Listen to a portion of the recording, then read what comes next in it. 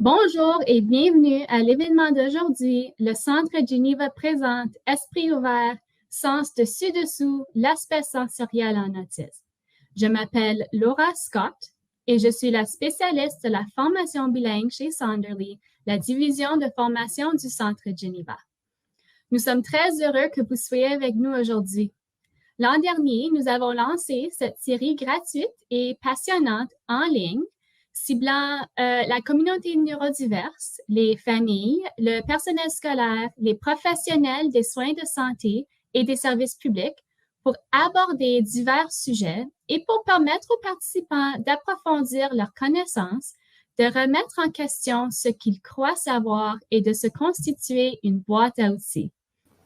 Aujourd'hui, nous allons explorer les différents sens, apprendre comment et pourquoi le sens ne livre pas l'information en temps voulu ou qui délivre une information non pertinente ou non conforme à la réalité. Et nous allons discuter des outils qui permettent d'adapter et modifier l'environnement en conséquence. Donc, je vous présente notre conférencière et conférencier aujourd'hui. Je vais commencer par présenter Valérie Jessica Laporte. Valérie vit avec l'autisme et est conférencière, blogueuse et TikTokeuse sous Bleuet Atypique. Elle est reconnue pour ses capsules qui se veulent des ponts vers son monde. Elle est aussi auteure d'un roman mettant en vedette une autiste. Elle a été lauréate l'hommage Michel Francoeur de la Fédération québécoise de l'autisme et est maintenant porte-parole pour l'organisme. Valérie est accompagnée aujourd'hui par Mathieu Boily. Mathieu a reçu un diagnostic d'autisme à l'âge adulte et a travaillé pendant 14 ans en tant qu'intervenant, formateur, consultant et conférencier dans le domaine de l'autisme. Sa compréhension de cette différence est donc autant académique que personnelle. Avant de commencer, sachez que la séance d'aujourd'hui est enregistrée et pourra être visionnée par le biais de notre site Web. Vous recevrez également un courriel vous informant que vous avez accès à l'enregistrement. Il y aura une période de questions à la fin et nous vous encourageons à utiliser la fonction de clavardage pour poser des questions par l'onglet questions-réponses. Donc, sans plus attendre, veuillez accueillir Valérie et Mathieu. Bonjour! Techniquement, je devais me présenter, sauf que, bon, Laura m'a pas mal bien présenté déjà. Ce que je pourrais ajouter, c'est que comme mission, je veux vraiment créer des ponts entre le monde des neurotypiques et le monde des autistes, parce qu'ensemble, on peut vraiment créer une société plus agréable pour tout le monde. Attends, je devrais me présenter aussi, mais c'était vraiment super bien fait. Alors, je vais tout de suite commencer avec le contenu. Comme Laura a dit tout à l'heure, on va vous parler vraiment de l'aspect sensoriel en autisme. Et juste pour établir les choses un petit peu, quand on va parler des sens, faut les voir là, chez les gens en général neurotypiques. Les sens, c'est comme une équipe de hockey. En temps normal, ils vont pouvoir se faire des passes en fonction du joueur le mieux positionné pour atteindre un but. Un sens va passer à l'autre sens, la priorité. En autisme, c'est un peu plus différent. C'est comme si chaque joueur voulait garder la rondelle de son côté. C'est pas parce que c'est le pire positionné qu'il ne va pas garder la rondelle pour lui. Alors, je vais te laisser. OK. Au niveau des sens, on va avoir souvent des hypersensibilités ou des hyposensibilités. On entend plus souvent parler des hypersensibilités parce que ça ressort plus. C'est sûr que si on est attaqué par quelque chose, c'est plus flagrant que si on n'en tient pas compte. Donc, on va parler des deux, mais les hyposensibilités ont aussi des conséquences et ça va être vraiment intéressant de les regarder. Ce qu'il faut comprendre, c'est une hypersensibilité avec un sens, c'est pas que tu deviens un super-héros avec ce sens-là et que tu as des pouvoirs, c'est simplement que le cerveau accorde plus d'importance à l'information qui est en train de lui parvenir par ce sens-là. Et l'hyposensibilité, c'est pas paralysie, c'est pas que le sens ne fonctionne pas, c'est juste que il fonctionne, mais des fois, on s'en fout, il est ignoré, des fois temporairement, des fois tout le temps. Puis on peut avoir les deux, des hypersensibilités, des hyposensibilités. Puis ce qui est vraiment drôle, c'est que des fois, on peut avoir les deux avec un même sens, mais avec des détails différents. Et ça peut être assez complexe. Cocasse. Cocasse. Alors, le premier sens dans lequel on va vous parler, ça va être la perception temporelle. Parce que non, il n'y a pas juste 5 sens. Il y en a beaucoup plus que ça. La perception temporelle, c'est de base pas le meilleur sens pour la majorité des gens. Quand vous avez une conférence comme ça, des conférenciers intéressants et pertinents, l'heure passe super vite. Et si jamais on la donnait comme ça, ben là, peut-être que l'heure aurait vraiment l'air plus longue. Pourtant, des minutes, c'est des minutes, des secondes, c'est des secondes. Quand on parle d'hypersensibilité, il faut savoir que c'est le cerveau qui va avoir une conscience du temps qui s'écroule hyper développé. Pas en fonction de l'expérience, mais en fonction des minutes et des secondes. À ce moment-là, ben, la montre va être votre pire ennemi. Parce que si jamais vous êtes supposé manger à midi, ben, c'est à midi qu'il faut manger. Pas à 11h55, pas à midi 5, c'est à midi que ça va commencer. Ça peut amener beaucoup de situations stressantes, surtout au niveau des changements dans un horaire. Dans le cas d'une personne qui est hyposensible au niveau de la perception temporelle, c'est quelqu'un pour lequel le concept de minute et de seconde, c'est quelque chose de beaucoup trop abstrait et finalement va évoluer dans sa journée, dans sa routine en fonction des séquences d'événements, sans se fier vraiment à savoir si c'est vraiment l'heure de la collation ou ce genre de choses-là. Pour organiser le temps, il y a plusieurs choses qui peuvent être faites, des outils qui peuvent vous aider et l'outil principal, à mon avis, ça serait quelque chose comme ça ici, un time timer. D'habitude, ils sont plus petits. Là. Ouais, ben lui, il est beau, il est beau. Il se voit de loin. Alors, pour pouvoir permettre d'avoir le temps qui passe, 15 minutes qui s'en vient à 0 minutes. Il y a plusieurs autres choses qui peuvent être faites, comme une routine de pictogrammes avec des séquences d'événements. Les parents qui ont des enfants autistes sont habitués souvent au pictogramme. Ça permet vraiment de se situer dans le temps, qu'est-ce qui vient quand. Bon. Moi, je suis hyper sensible au niveau du temps. On joue souvent à ce que je devine la minute près. Là. Mais j'arrive pas à comprendre pourquoi les gens disent il est moins quart, il est moins 10, quand il est, mettons, et 57, il n'est pas et 58, il est pas. Pourquoi on fait l'effort d'arrondir? Ils disent que c'est pour sauver un effort, mais il me semble que ça fait juste enlever de la précision. Et moi, j'ai jamais compris si tu me demandes l'heure puis qu'il est 6h17, il est 6h17.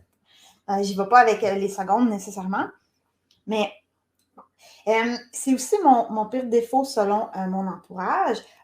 Les gens, ils disent que je suis impatiente, mais pourtant, tu sais, je suis hyper patiente quand c'est le temps de faire quelque chose à long terme. Je peux passer des heures et des heures, puis je peux m'atteler au travail, il n'y a pas de problème, j'ai cette patience-là, je vais être patiente avec mes enfants, mais je ne suis pas patiente par rapport au temps.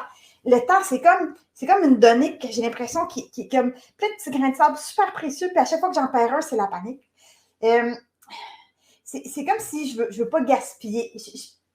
En tout cas. Puis, c'est sûr que cette obsession du temps-là, ben, ça a eu un impact sur ma personnalité. Je suis devenue comme vraiment, vraiment intense parce que tout soit optimisé, tout soit le plus rapide possible, que je parle le moins de temps possible. J'ai plein de macros sur mon clavier pour aller plus vite, sauver du temps, sauver du temps, sauver du temps.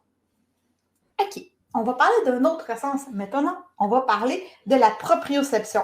Il faut faire la différence entre qu'est-ce qui est touché et qu'est-ce qui est proprioception. Mais, c'est toi qui vas le dire tantôt, c'est vrai, excusez. Donc, la proprioception, c'est, bon, mettons, il y a quelque chose qui nous touche. Ce qui va arriver souvent quand on est hypersensible, c'est que ça va rester imprégné. Donc, moi, quelqu'un arrive, me tape ici. Premièrement, je continue à sentir vraiment longtemps. Deuxièmement, j'ai besoin que ça soit symétrique pour comme équilibrer le corps. C'est une sensation que je continue de ressentir même après qu'elle soit terminée. Tu peux-tu expliquer la différence avec toucher et proprioception? En bon résumé, pour aider à comprendre, parce que c'est des sens, le toucher et la proprioception sont très, très près. La proprioception, c'est les choses qui nous touchent, et le toucher, c'est les choses que l'on touche. Alors, c'est pour vous faire quelque chose de grossier et compréhensible. OK. Donc, si on est hypo puis hyper, ben c'est un bon exemple. Donc, je vais être hyper sensible, mettons, en surface, un petit cheveu, un effleurement, des choses comme ça.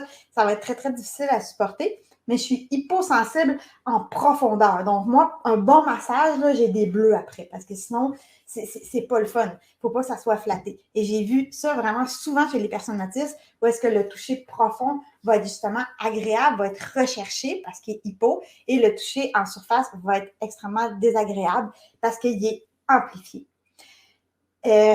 Les vêtements, ça devient vraiment un cauchemar. Il y a eu un hiver où est-ce que ma paire de pantalons préférés était trop usée et j'avais plus aucun pantalon confortable. Je demeure au Saguenay, j'ai fait tous les magasins, j'ai pleuré dans les magasins, c'était épouvantable et je ne trouvais pas de pantalon doux. Finalement, on en a trouvé à Québec, à 2 heures de route, et je l'ai acheté en 14 exemplaires.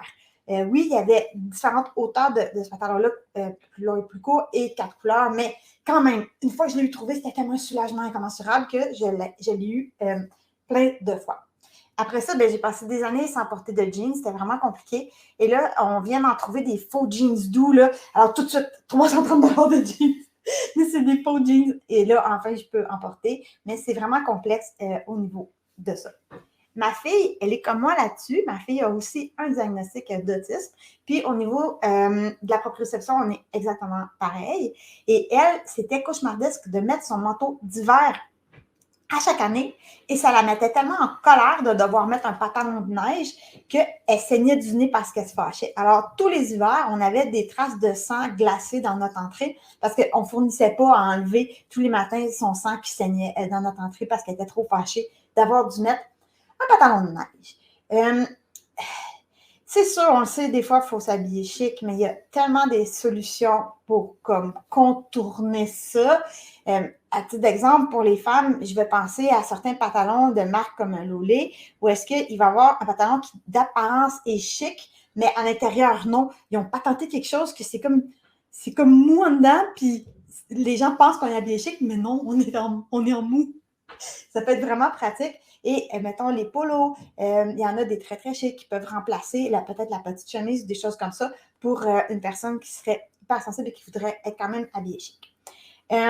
C'est pour ça, à cause de la proprioception, que mes cheveux, ça va être la plupart du temps 2 tresses comme ça va être vraiment moins tannant que, mettons, une grosse tresse qui me tanne, ou alors 2 toques, parce que là, c'est symétrique, le poids il est moins gros que juste une, alors je le sens un petit peu moins fort, mais ça influence tous les aspects de ma vie au niveau du confort. Et même, ben, les câlins, les embrassades, tout ça, il y a des contextes chics où est-ce que, encore les affaires chics, c'est tellement les affaires chics, mais il y a des contextes où est-ce que les gens, ils nous enlacent, souvent des contextes d'affaires, des soirées, c'est vraiment difficile. Et il y en a qui me disent, mais oui, mais t'as juste à l'endurer, à sourire. Ah oui, si tu me mets la tête en dessous d'une chute, je suis capable aussi de faire ça comme ça, et de sourire, et de garder mon sang-froid, mais ça ne veut pas dire que ce que je suis en train de vivre n'est pas extrêmement envahissant. Donc, moi, ben, mes enfants, c'est sûr, ils ne me sautent pas dans le dos, là. Quand ils veulent me coller, il y a comme ma méthode à moi. Je les enlace d'un côté, je refais la même affaire de l'autre côté, je les serre fort, mais c'est ça, ils ne sont pas en train de me taponner, là. Il y a des règles un peu pour les câlins. C'est ça. En fait, même les personnes qui sont hypersensibles, ça ne veut pas dire qu'il ne faut pas avoir de contact physique, ça vient plate un peu. C'est surtout qu'il y a des règles, il faut le voir venir. Chez nous, c'est la même chose. Les enfants, ils ont des règles pour les câlins. Il faut que ce soit de face, il faut que je les vois arriver, puis il faut qu'ils me le demandent d'abord pour que je sois disponible. Mais pour le reste, l'expérience du câlin avec la famille, ça reste la même chose. Il ne faut juste pas faire le saut. On parlait beaucoup d'hypersensibilité. Oui, il y a des hyposensibilités au niveau de la proprioception. Souvent, les gens qui sont hyposensibles vont avoir tendance à vouloir stimuler un sens, justement, qui ressentent moins. Dans ce sens-là, en tant que tel, ça pourrait être utiliser une doudou lourde. Des animaux, dans le fond, il y a des animaux lourds, je pense. C'est ça. Il y a des doudous, il y a des animaux lourds, ou prendre une balle de tennis, puis ça faire rouler dans le dos, ce genre de choses-là. C'est toutes des choses qui vont stimuler une pression profonde et vraiment au niveau de la proprioception, c'est très, très aidant. Moi, je prends 4 douches par jour. C'est ça qui m'aide à gérer l'aspect de la proprioception qui m'envahit. C'est comme si je faisais un reset sur le corps. Et je vais juste ajouter une petite chose à ce que tu as dit. Quand on parle de doudou lourde, si vous voulez en chercher une sur Internet, on va appeler ça les couvertures lestées. Lestées pour poids. C'est bon. Prochain sens, la vue. La vue, c'est assez simple. On peut dire que les gens vont être hypersensibles ou hyposensibles. Quelqu'un qui est hypersensible au niveau de la vue, c'est toi qui le dis ça? Oui, c'est toi, mais c'est en vert. Dans le fond, c'est pas seulement parce que c'est un Superman avec des yeux rayons X et qui voit du 30/20. C'est vraiment parce que la lumière va prendre beaucoup va avoir beaucoup d'importance, va prendre de l'impact. Le soleil, les néons dans les magasins, tout ça va être perçu de façon plus intense, les choses qui bougent, les choses colorées. Les gros trucs là-dedans, bien souvent, c'est d'avoir des verres fumés. C'est plus l'aspect social d'avoir des verres fumés à l'intérieur, par exemple, là, de l'épicerie, que ça peut être perçu différemment, mais pourtant, ça aide. Et justement, les choses qui tournent vont être attirantes. Et aussi, quelqu'un qui va être hypersensible au niveau de la vue va souvent voir le détail avant de voir le global. Alors, ils ne feront pas une image synthétisée de ce qu'ils voient. Ils ne verront pas une forêt. Ils vont voir beaucoup d'arbres avant de voir la forêt. Il y a une blague que j'ai vue souvent passer sur les réseaux sociaux. Les gens disent que les autistes voient l'aiguille avant la botte de foin. C'est tellement ça. Moi, je m'en suis servi pour dans mon art photographique. Je suis photographe. Oui, je fais des contrats, mais j'ai aussi tout mon volet artistique. Et je fais surtout de la photo abstraite. Et c'est complètement basé sur des petits détails de l'environnement qui vont venir complètement me chercher, me happer. Puis, c'est ces photos-là que j'expose là, dans des musées ou des choses comme ça. Je m'en sers aussi comme d'une stratégie, cette espèce de facilité-là à voir les détails avant l'ensemble, quand j'ai besoin de me concentrer dans des situations extrêmes. Comme si, mettons, j'ai un examen avec des questions, des réponses, bien, pour me concentrer, ce que je vais peut-être faire, c'est je vais fermer un œil et je vais mettre mon poing comme ça avec juste un petit trou et je vais regarder à travers ce petit trou-là et en cachant tout le reste de l'environnement et en regardant juste par le petit trou, c'est comme si la réponse, pouf, elle m'apparaît. Ça m'aide beaucoup, beaucoup. Puis, c'est un petit peu pareil quand je fais de la photographie parce que mon œil est fermé, l'autre regarde par l'objectif et ça cadre seulement qu'est-ce que je veux voir. Moi, ça m'apaise énormément parce que sinon, souvent, je suis attaquée, harcelée un petit peu par tout ce qu'il y a dans l'environnement. Il y a des couleurs qui m'occasionnent certaines souffrances et au contraire, il y a des couleurs qui vont vraiment faire du bien. Je ne sais pas si vous y avez peut-être pensé, mais peut-être qu'éventuellement le bleu pourrait être une couleur qui me fait du bien. Mais aussi, beaucoup, tout ce qui est des lignes, des poids. Là, on ne voit pas bien, mais il y a des petits poids sur mes affaires-là. Il y a plein de... Tous mes trucs dans mon bureau, on soit des lignes ou des poids. Même ça, même mes lunettes. C'est des choses qui vont m'apaiser parce qu'il y a des motifs qui vont être agressants. Comme si je vais chez ma chiro et qu'elle porte une robe avec plein de... partout, je ne regarde pas. Elle rit, elle dit « C'est quoi les motifs qui t'attaquent? » Après ça, en riant. Mais bon... je t'ai rendu où? Ah oui, OK. OK. Dans le fond, il y a aussi le fait des choses qui ne sont pas droites. Mettons, on mange à table et là, les assiettes sont croches. J'avais des assiettes carrées avant. Et là, les gens, quand je reçois de la visite, ils mettent leurs assiettes croches. Ils n'arrêtent pas de crocher les assiettes et moi, je les replace. Et là, l'autre fois, justement, on avait un souper et mon beau-père n'arrêtait pas de crocher les assiettes par exprès. Puis là, j'étais tellement plus capable. J'ai traversé la table avec mon bras et j'ai fait tomber le breuvage sur la table, j'ai fait un dégât. Mais là, j'ai réglé le problème. J'ai tout donné de mes assiettes carrées. J'ai acheté que des assiettes rondes. Alors, il n'y a plus personne qui peut donner des assiettes croches.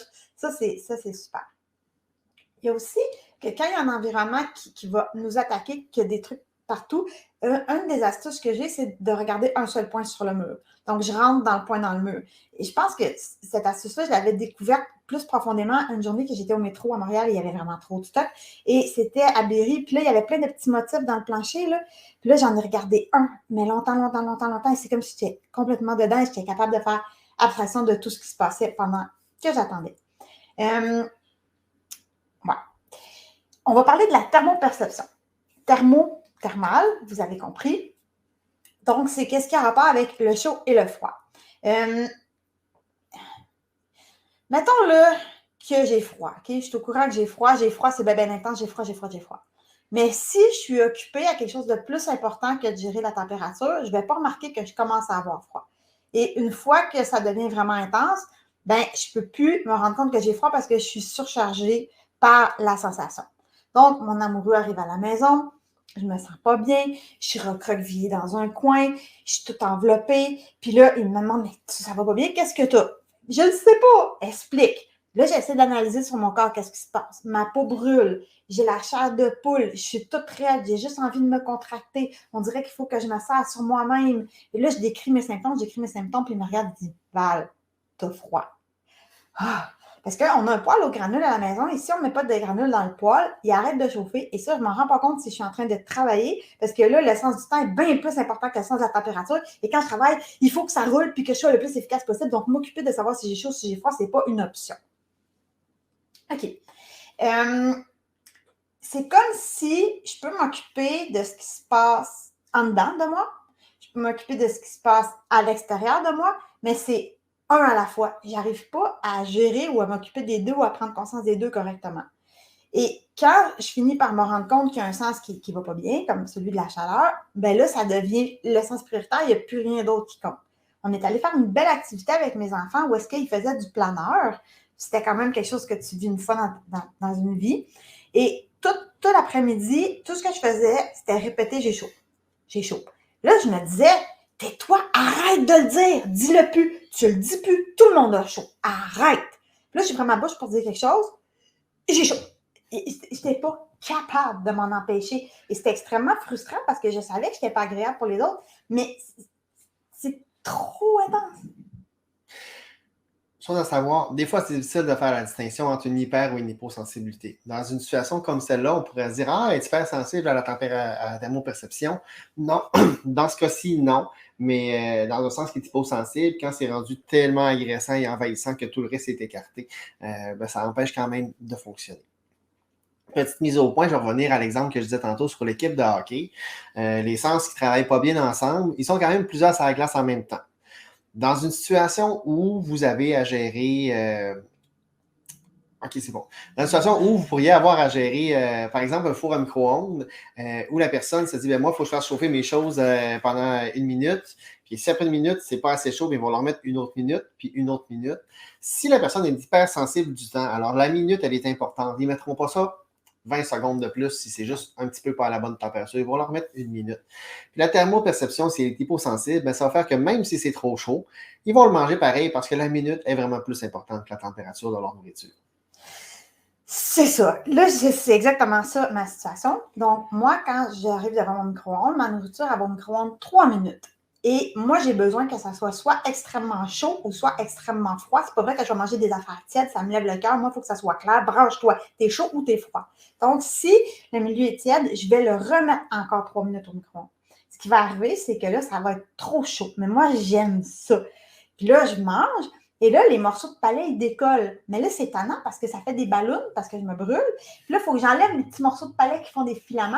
Là, il faut que j'aille couper ça. Et je sais que c'est dégueu, là, mais c'est ça que ça fait parce que pour moi, c'est vraiment prioritaire le 3 minutes par rapport à la vraie température des aliments. Sauf que là, en montant cette conférence-là, ça m'en a fait prendre conscience. Et pour vrai, j'ai fait un réel effort depuis quelques semaines pour pas remettre 3 minutes, mais ça me fait mal! Depuis qu'on travaille à la conférence, tu t'en es rendu compte, tu fais attention? Oui. OK. OK. On va parler de l'odorat. Je vais dérouler un petit peu notre texte. Ça paraît pas qu'on lit, hein? On est bon. On lit pas, en fait, c'est juste des mots-clés. Ah oui? Ouais, je pense pas, t'es bon. Je suis rendu où, moi? OK.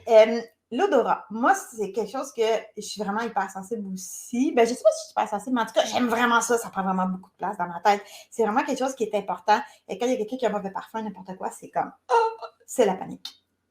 Donc, moi, j'ai pas vraiment eu ça, des peines d'amour là, dans ma vie.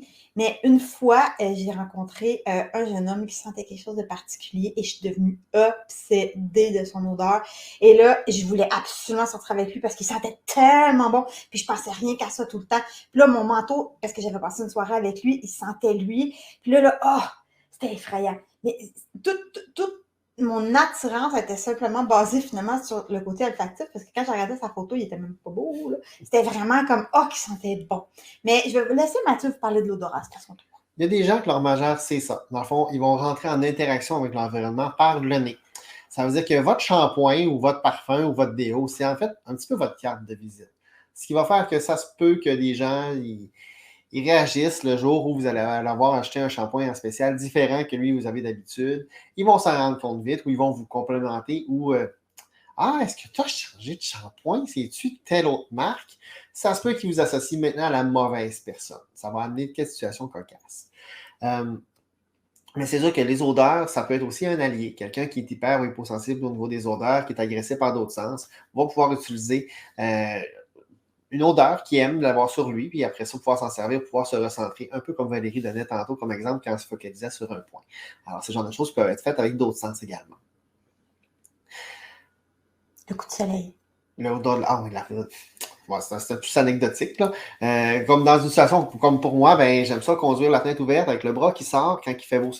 Tu m'as touché! Ça chatouille! Ça va. Quand il fait beau soleil dehors, ça m'arrive de sortir le bras au soleil juste parce que l'odeur de bronze, là, c'est pas la même odeur que d'habitude, c'est vraiment, vraiment le fun. Quand tu sens le cochon brûlé, t'es content. Non, je sens pas le cochon brûlé. Tu bien. Prochain sens! Attends, j'ai un commentaire. C'est rendu un running gag parce que j'arrête pas de dire que je sens la vanille, puis je suis souvent sur mes bras comme ça en train de dire je sens la vanille, puis j'aime tellement ça.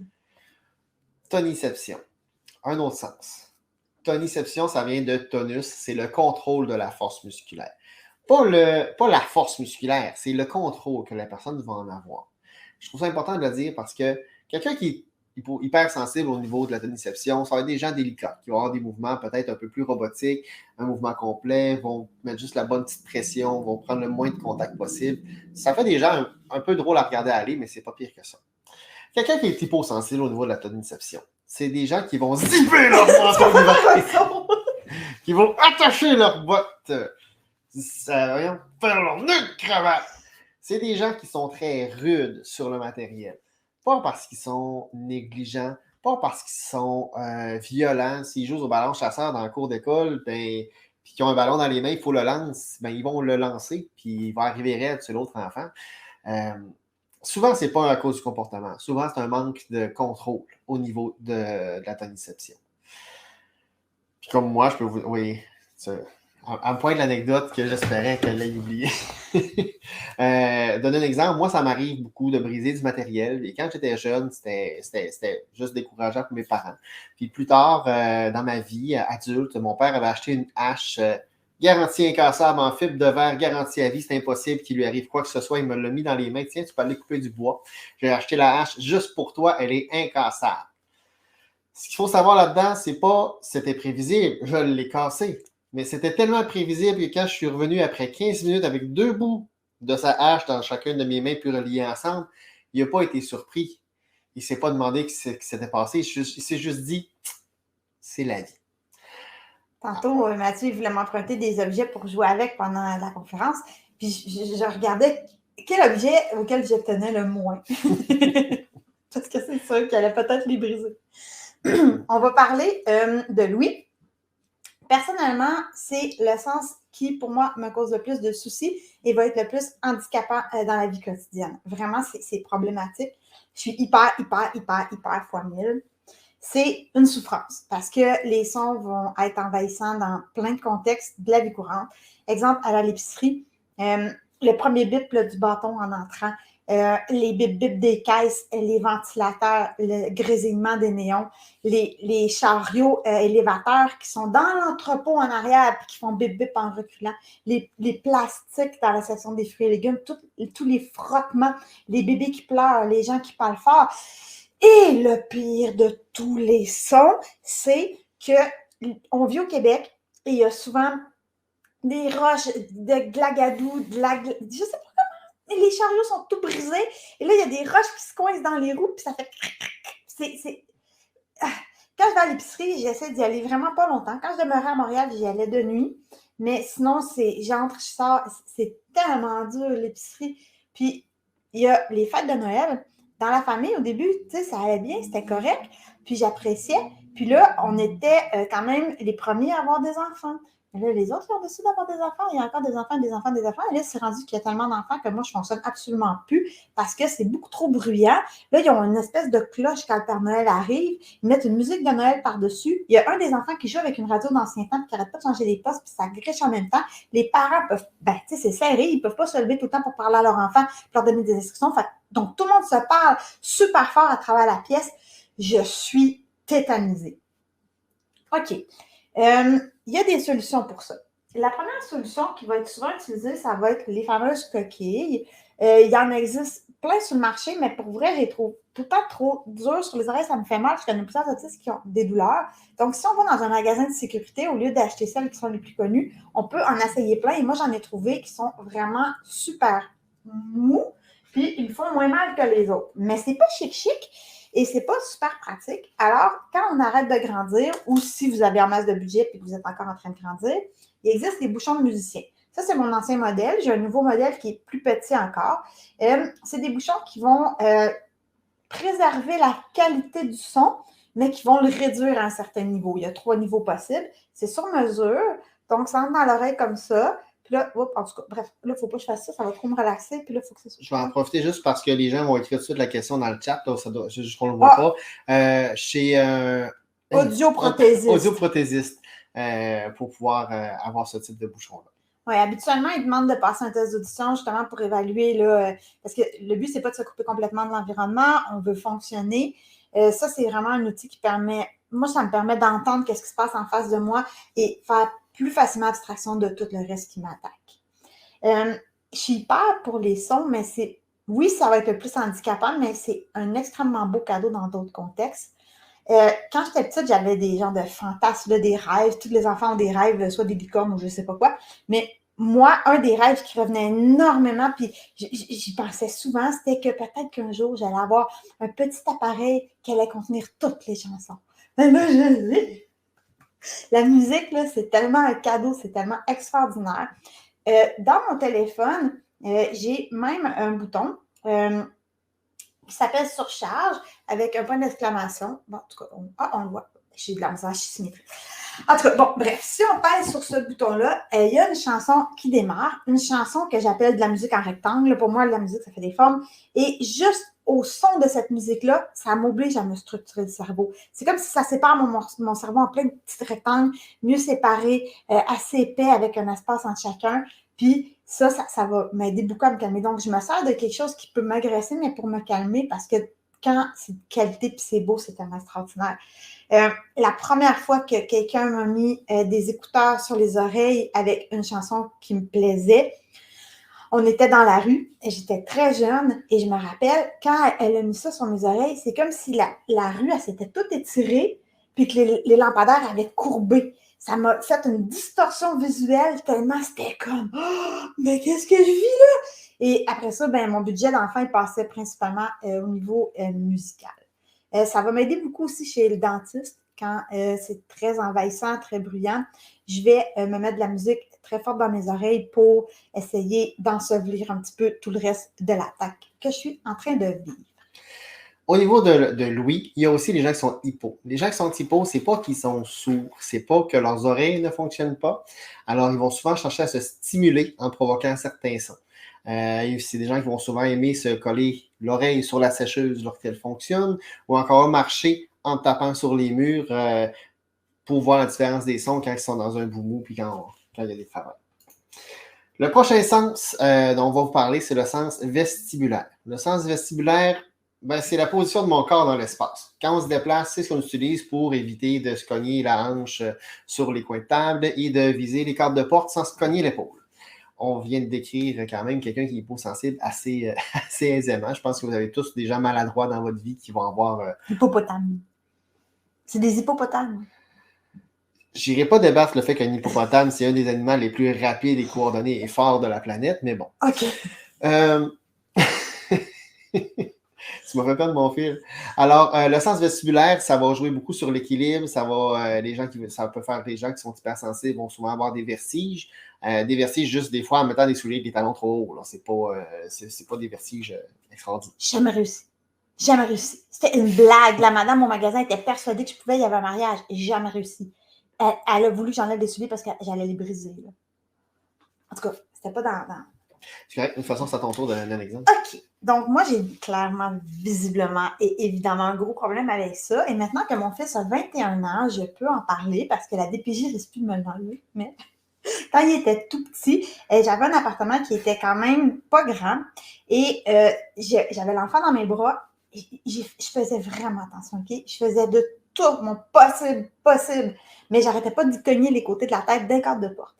Je le cognais tellement souvent qu'il était rendu avec des petites portes tout le tour de la tête. Mais il a survécu. Mais j'allais lentement, parce que je savais, je faisais attention, puis je passais, puis tac, j'accrochais encore. Hey!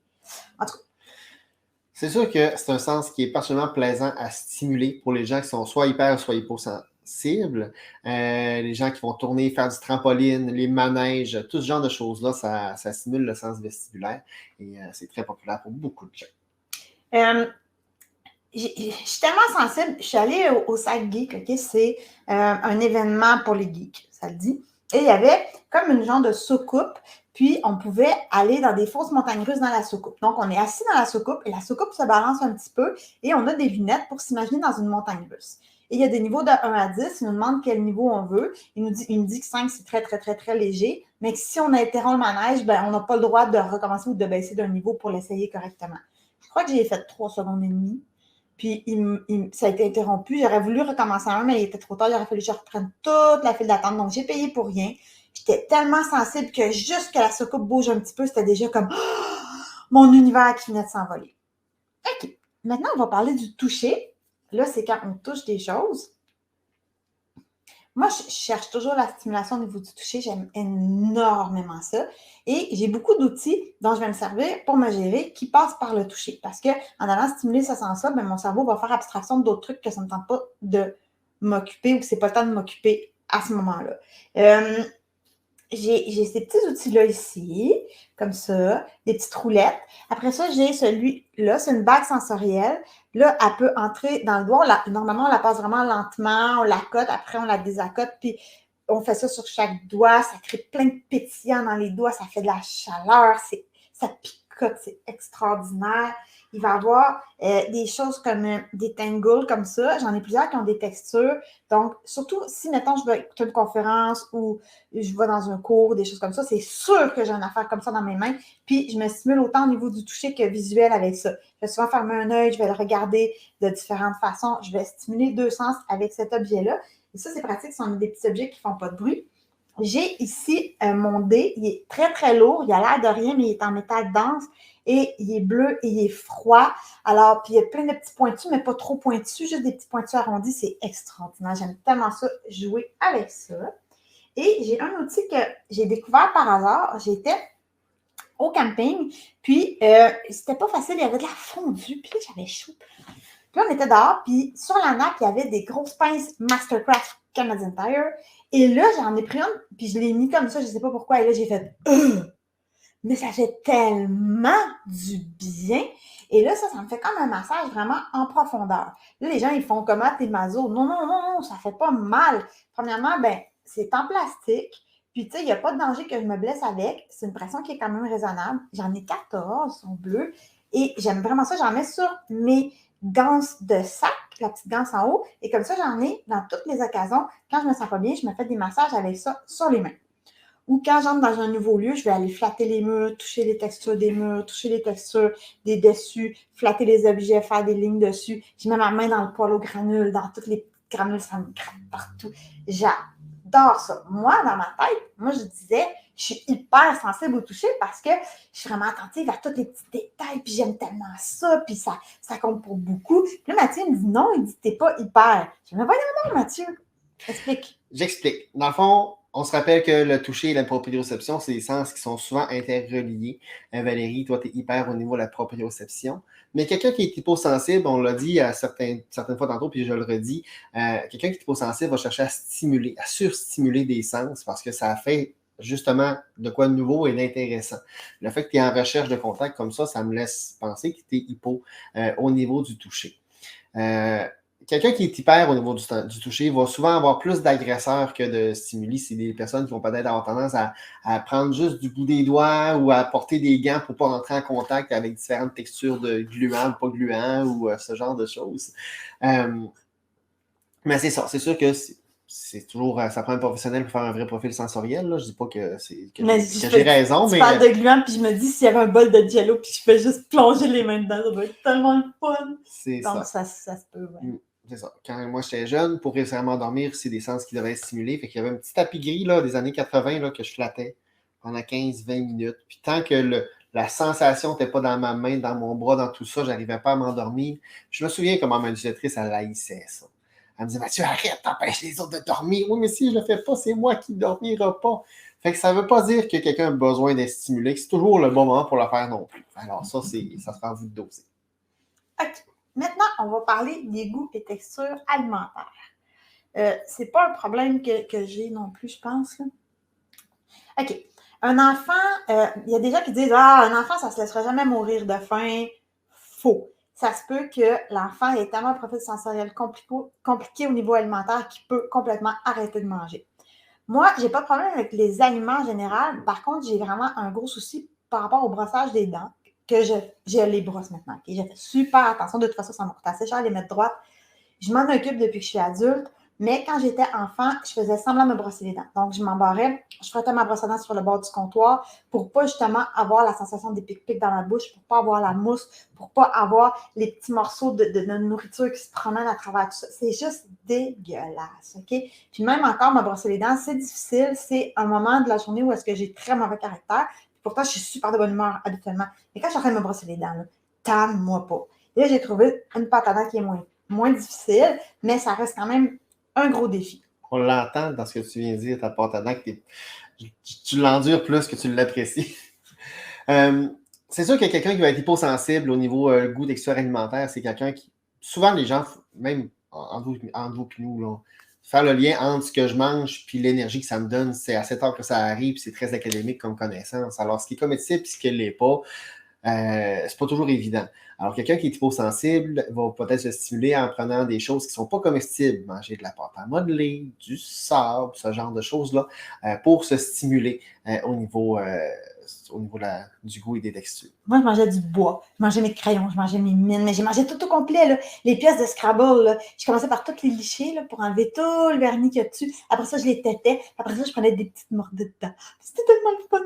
Je mangeais du bois. Puis manger des choses non comestibles, ça a un nom, ça s'appelle du piquant. C'est pas juste les personnes autistes qui font ça non plus.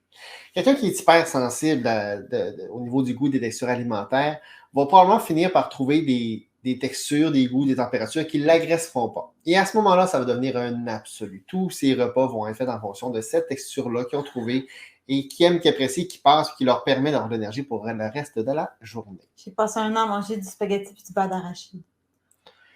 Puis moi, ben. Des années à manger du tofu pour déjeuner sur des tartinades. En tout cas, c'est pas grave. Là, je viens d'y penser. Quand je prends du spaghetti, ça me prend mon spaghetti et ma sauce à part. Je vais prendre la sauce de spaghetti, mais jamais dans mon spaghetti. C'est trop différent.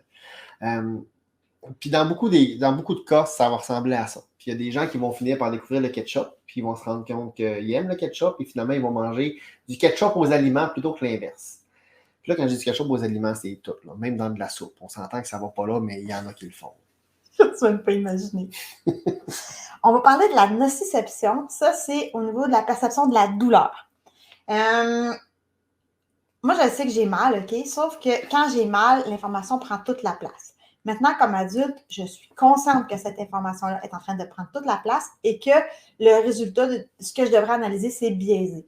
Donc, je vais me donner un temps avant de dire est-ce que je suis blessée ou est-ce que je ne suis pas blessée parce que les premières secondes, la première minute, ce n'est pas représentatif de ce que c'est. Puis j'ai trop eu souvent l'air folle alors que j'avais absolument rien. Une adulte de 45 ans qui pleure pour une écharde ou une piqûre. L'autre fois, on était en train de courir, je me suis fait piquer, ça m'a fait mal sur le cou et ma réaction, ça a été tellement soudain dans mon corps que j'ai fait pipi dans mes culottes. Ça n'arrive pas tous les jours, c'est très malaisant. Il ne faut pas avoir trop d'orgueil pour raconter ça, mais c'est ça qui va arriver. Oh oui, j'ai pas pensé à l'affaire du vélo. L'autre fois, on était en groupe, puis il y a quelqu'un qui m'a parlé de mes cheveux. Alors, j'ai attrapé mes cheveux, j'ai oublié que j'étais à vélo. Le vélo, il est tombé sur mon orteil. Là, j'étais complètement en panique. Et là, tout ce que je disais, c'est « il faut que j'aille mon orteil, il faut que j'aille mon orteil, il faut que j'aille mon orteil ». J'étais sûre qu'elle était cassée. Là, c'est Mathieu qui s'est occupé de rire puis de faire que les gens ne m'attaquent pas en pensant que je suis vraiment gravement blessée. Et mon orteil, il était même pas bleu. Il n'y avait rien, mon orteil. Mais sur le moment, là, j'en avais plus d'orteil. J'étais rendue amputée, moi, là. Puis, oui, j'ai 3 enfants. Puis pour vrai, le premier accouchement, pour moi, c'était un grave traumatisme. Un solide traumatisme, un choc traumatique majeur. La douleur, tout ça, ça a été juste trop. J'ai craqué. À l'autre extrême, il y a les hyposensibles au niveau de la nociception. Et c'est assez répandu. Ce qu'il faut se rappeler, c'est que c'est un problème au niveau du cerveau. C'est le cerveau qui n'accorde pas d'importance à la nociception. Ce qui veut dire que la personne peut être blessée quand même. Pour vous donner une idée, moi, je suis hyposensible au niveau de la douleur et ça m'a pris quand même beaucoup de temps dans ma vie de m'en rendre compte. Arrêter de trouver que les autres étaient toutes des chochottes. Mais c'était de ma faute, ça a l'air, c'est pas de la leur. Puis aussi de me poser des questions. Bon, mais si jamais ça me gratte sur l'épaule ou ça me gratte sur la jambe, ça se peut que ça me fasse mal pour vrai, mais mon cerveau, il s'en occupe pas assez bien. Puis si je vais me gratter, je me retrouve, ah tiens, j'ai du sang partout sur les mains. Je m'en rends pas bien compte. Au point tel qu'à un moment donné, j'arrive chez nous, les enfants sont pas là, puis je vois des petites traces de sang par terre. Des toutes petites traces de sang par terre. Je suis comme, oh, mais qu'est-ce qui se passe? Et là, je me dis, je vais avoir un animal de blessé. Puis là, je me suis mis à chercher le chat partout dans la maison. Puis plus je cherche le chat, plus il y a de sang que je découvre dans chacune des pièces de la maison. Ça m'a pris un bon moment avant de me rendre compte que c'est moi, en fait, qui m'étais cogné le petit orteil et qui saignait. Puis c'était pas une affaire de chat blessé ou pas blessé. C'était moi qui saignais partout dans la maison. Puis ça m'a demandé vraiment du nettoyage. J'aurais aimé ça le voir plus vite. Mais c'est la vie.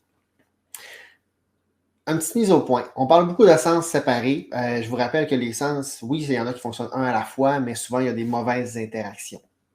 Dans le cas de la nociception, quelqu'un qui serait hyposensible au niveau de la nociception, puis peut-être qui aime bien stimuler le sens vestibulaire, pourrait, par exemple, le matin, se virer la cheville dans la cour en arrière, tomber par terre, ça fait un crack, la cheville est enflée grosse comme ça. Mais il décide de faire sa journée quand même, puis il joue, puis il fait du trampoline. Et sa journée va super bien parce qu'il est très, très, très stimulé. Et le soir, quand c'est le temps du dodo, pas capable de dormir, pleure. J'ai mal, j'ai tellement mal à ma cheville. Puis là, après ça, t'as le parent fait comme, ben là, c'est une blague. T'es tombé à 8 h un matin, t'as fait ta journée là-dessus, t'as fait du trampoline toute l'après-midi, là, c'est une niaisage. Ton affaire, là, fait juste dormir. Ben, c'est pas nécessairement le cas. Ça se peut qu'au niveau de la nociception, que le cerveau ait attendu à la fin de la journée, qu'il n'y a rien d'autre à faire avant de traiter le signal de douleur, mais que la cheville, elle est blessée pour vrai. Alors, si jamais vous voyez quelqu'un qui arrive quelque chose, puis il tombe à terre, il se cogne, puis votre réflexe, c'est faire... Ça se peut qu'il se soit fait mal pour vrai, puis c'est important d'aller vérifier, même s'il dit qu'il est correct. Là, on va arriver... Tu vois-tu, Alex? Parce que là, il est rendu à gauche. Oh oui, je suis correct. Okay. C'est ça. On va arriver au point de la surcharge sensorielle. On a parlé beaucoup des sens.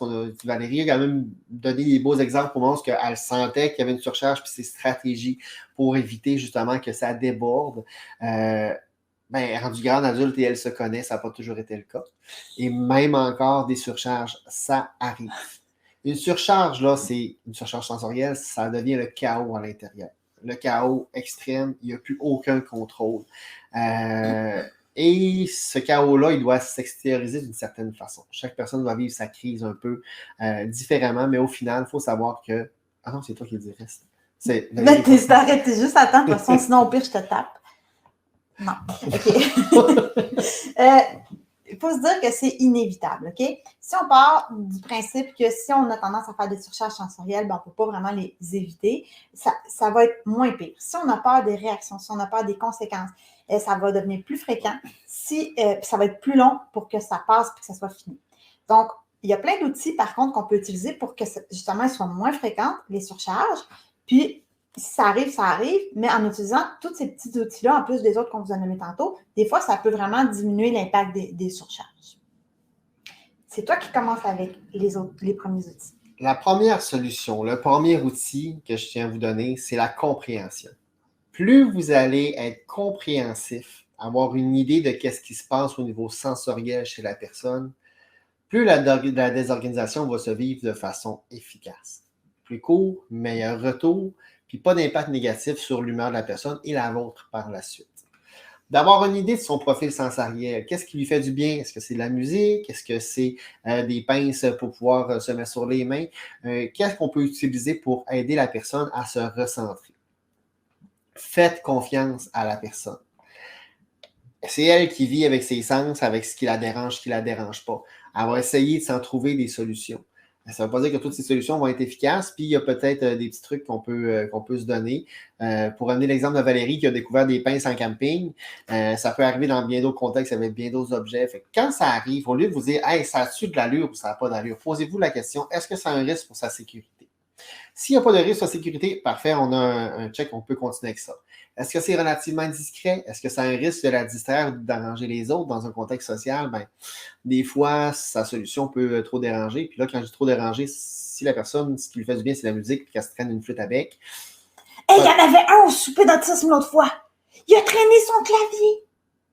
Il a joué toute la soirée. Je capotais. Elle n'était pas là. Alors, on va trouver des choses qui sont un peu plus discrètes pour éviter d'en agresser d'autres. Et aussi, est-ce que c'est accessible? On peut avoir la solution parfaite, mais si on n'est pas capable de sortir de la maison, elle n'est pas efficace. Le sac à dos. C'est ça. Et faire preuve d'imagination. Si on n'a pas un outil spécifique, on a oublié son animal lourd à la maison, c'est pas la fin du monde. L'objectif, c'est d'avoir quelque chose de lourd qui peut coller. Bien, on va peut-être prendre un sac à dos dans lequel on va rouler un coton ouaté. Utilisez ce que vous avez alentour pour stimuler les sens. Ça va donner une bonne chance pour pouvoir gérer tout ça.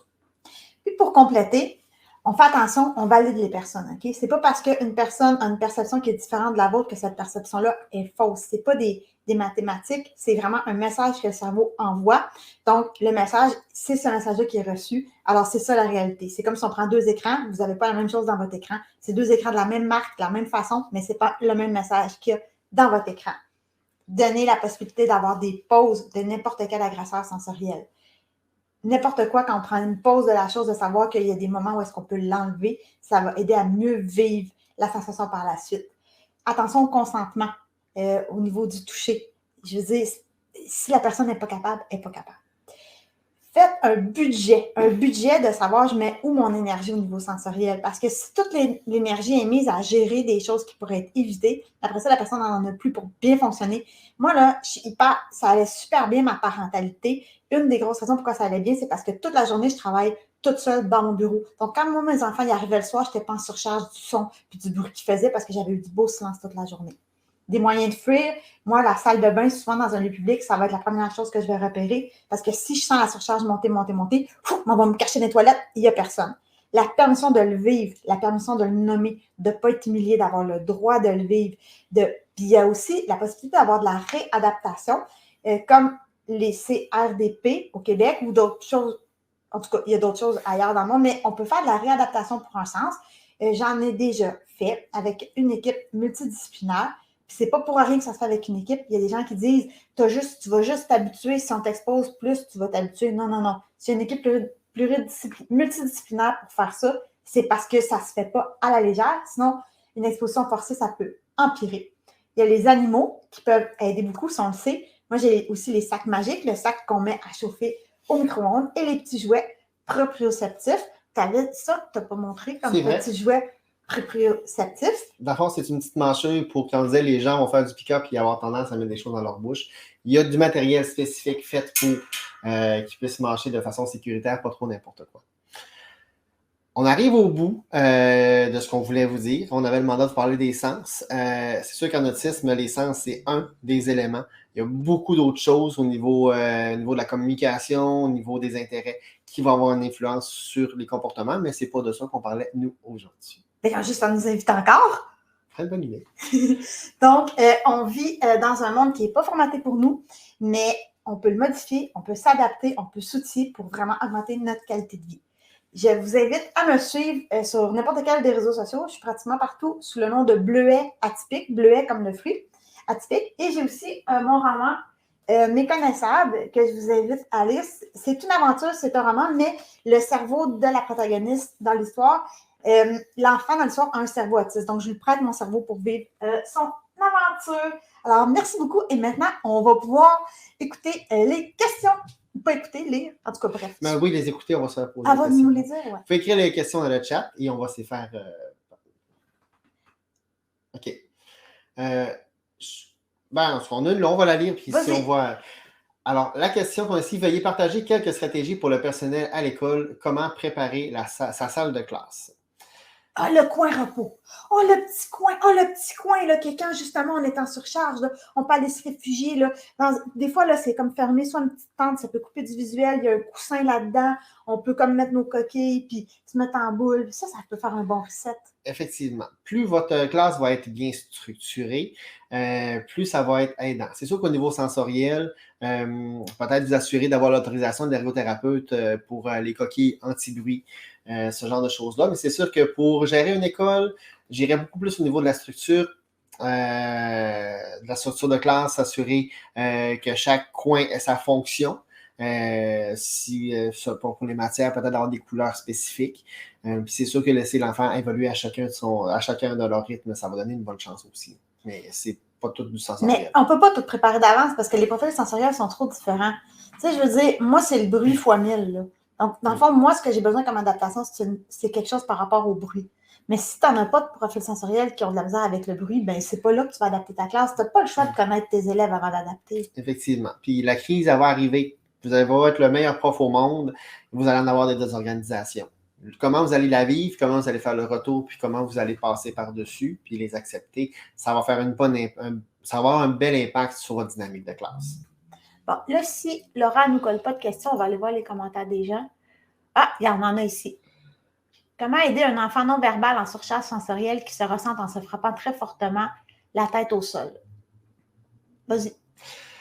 Là, on tombe vraiment dans la gestion de la crise. Honnêtement, ça serait un sujet à part entière. Mais ce que je pourrais vous dire, c'est que si c'est ça sa solution, puis qu'on ne sait pas qu'est-ce qui s'est passé, si vous n'êtes pas capable de l'approcher pour pouvoir le changer d'environnement, Mais il y a peut-être des moments où on a... Oh, chat privé est revenu. OK. OK, Là, on voyage en télé. Parfait. C'est la même question qu'elle a envoyée. Tu peux OK, continuer. c'est bon. Alors, la personne, je pourrais dire, ça dépend. Ça m'est arrivé de voir des gens. Je pense que quand j'ai commencé l'intervention, il y a quelqu'un qui se frappait au visage régulièrement, au point de se casser le nez. Puis ça lui cassait souvent le nez. Puis quand il se frappait au visage, il y avait du sang partout. Mais à un moment donné, des fois, des solutions, il n'y en a pas une que nous, on accepterait, mais il y en a une que pour lui est efficace. Je pense que le retour et quand est-ce et le contexte dans lequel ça va être fait vont avoir un plus grand impact que dans l'empêcher de se frapper aussi. À part sécuriser la zone autour, puis tu sais. Si on met un coussin et qu'il tâche le coussin, c'est qu'il y a quelque chose au niveau sensoriel qui s'est passé. Puis peut-être que cette fois-là, vous pourrez rien faire, puis vous allez pouvoir essayer quelque chose de différent la fois d'après. Elle nous demande qu'est-ce qu'on pense de la pédagogie nature enseignée dehors. Ben, moi, personnellement, ça dépend.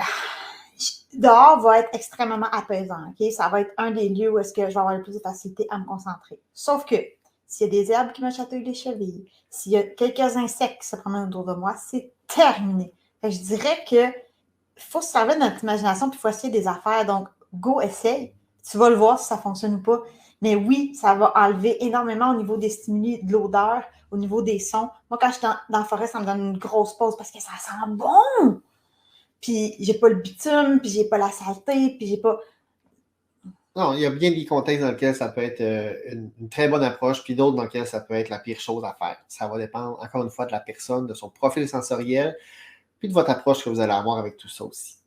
Julie, est-ce que pour Louis, vous sentez des différences de perception en fonction de la profondeur? Là, je ne sais pas si on parle de la profondeur du diagnostic, à savoir, mais moi, dans le fond, dans mon diagnostic, ils m'ont mis léger communication, interaction sociale, mais ils m'ont mis sévère pour le profil sensoriel, puis la rigidité, comportement répétitif, stéréotypique, c'est ça?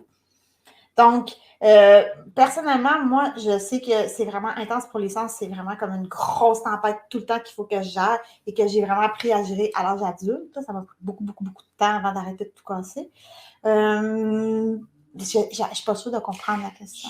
Peut-être que la personne qui a écrit cette question-là pourrait préciser un petit peu qu'est-ce qu'elle entend par profondeur, si c'est au niveau du diagnostic ou au niveau peut-être même des types de sons pour qu'on puisse répondre comme il faut.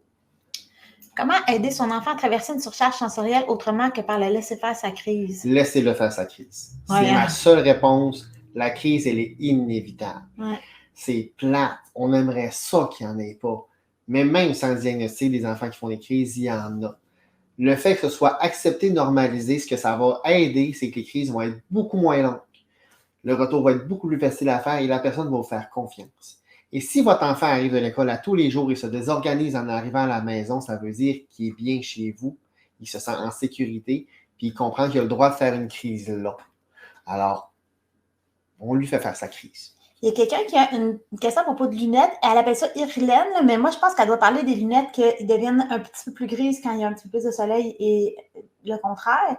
Ça doit être de ça dont elle veut parler. Mais toi, tu vas en acheter pour tes enfants? Mes enfants ont ça, mais c'est parce que ça fait des lunettes de soleil qui se promènent partout. C'est pas que mes enfants ont un profil sensoriel sensible au niveau de la lumière. Mais je pourrais dire que moi, je suis hypersensible au niveau de la vue. Dans mon jeune temps, je me suis fait opérer au laser, j'avais des lunettes, puis je conduisais avec mes lunettes, puis des lunettes de soleil par-dessus, parce que juste mes lunettes normales avec des petits clips par-dessus, ça ne faisait pas. C'est une technologie que je ne connaissais pas ou qui était inaccessible pour moi. J'aurais eu ça avant de me faire opérer, peut-être même que j'aurais encore des lunettes aujourd'hui, parce que mon gros problème, c'était la gestion du soleil. Puis ça me prend des lunettes de soleil qui vont dans les côtés de sport, là, de cycliste, pour que je sois confortable dehors. OK. Ils ont une précision par rapport au son. Moi, personnellement, mais je ne peux pas parler pour tout le monde, c'est sûr que si les sons sont plus aigus et sont plus continus et sont plus persistants, c'est vraiment pire que des sons graves. Au contraire, il y a des sons graves là, que ça me... En tout cas, c'est bon. Donc, là, elle est revenue, là, elle veut parler. Ouais. Oui, merci Valérie et Mathieu pour une heure riche en informations. Nous sommes arrivés à 13 heures. Donc, merci aussi à tous les participants de vous être joints à nous aujourd'hui.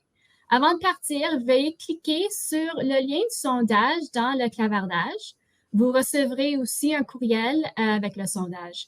Les personnes qui répondront au sondage participeront au tirage d'une des 4 cartes cadeaux Amazon de 25 $. En plus, tous ceux qui ont participé en direct aujourd'hui participeront au tirage d'un cours gratuit de Sonderly, la division de formation du Centre Geneva. Donc, nous espérons que la séance d'aujourd'hui vous a plu et que nous vous reverrons à d'autres conférences. Merci beaucoup. Bonne journée. Merci. C'est à l'autre main.